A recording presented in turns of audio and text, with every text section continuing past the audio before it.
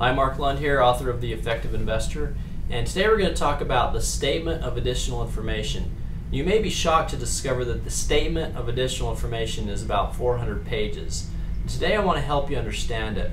We read these horrendous documents so that our clients don't have to, and this document is very important because they reveal expenses and other information you can't obtain anywhere else. The SEC requires each mutual fund company to issue a prospectus.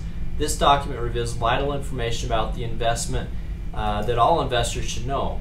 It's so important that the SEC requires that all investors be given a copy of the prospectus when they invest. The prospectus has a nifty table in the first few pages that reveal expenses. The SEC requires that this table be uniform from one prospectus to another and be easy to read.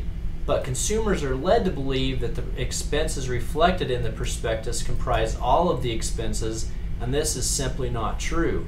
In fact, the typical prospectus reflects only about half of the fund's total costs. To find out the other half, you have to read the statement of additional information. Now, if you flip through one of these monsters, you're going to find details buried deep inside of the trading costs incurred by the fund.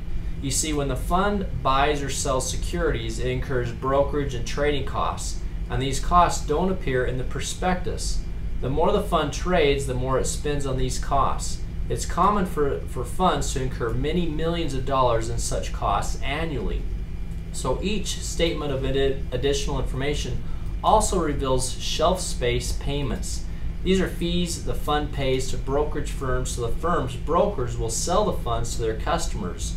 It's common for funds to spend tens of millions of dollars on such expenses, and as with brokerage costs not noted above, it's the fund's investors who pay for them.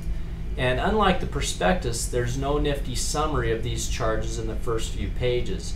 You have to wade through the entire document to find the numbers, add them up yourselves, and divide the total number by the outstanding shares found in the prospectus, forcing you to return to that document to determine the cost per share. So this enables you to compare statement of additional information cost to the annual expense ratio. Now, one academic study found that the average statement of additional information costs are around 1.44%, a figure that is about the same as the cost found in the average prospectus.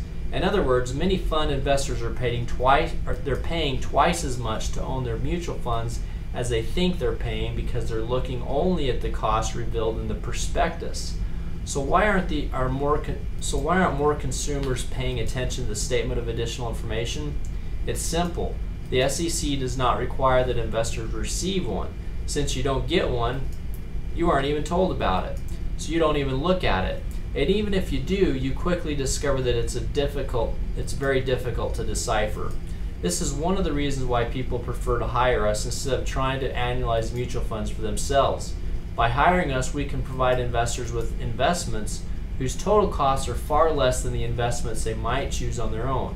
In most cases, even after paying our fee, they're saving money, almost as though they're getting our services for free.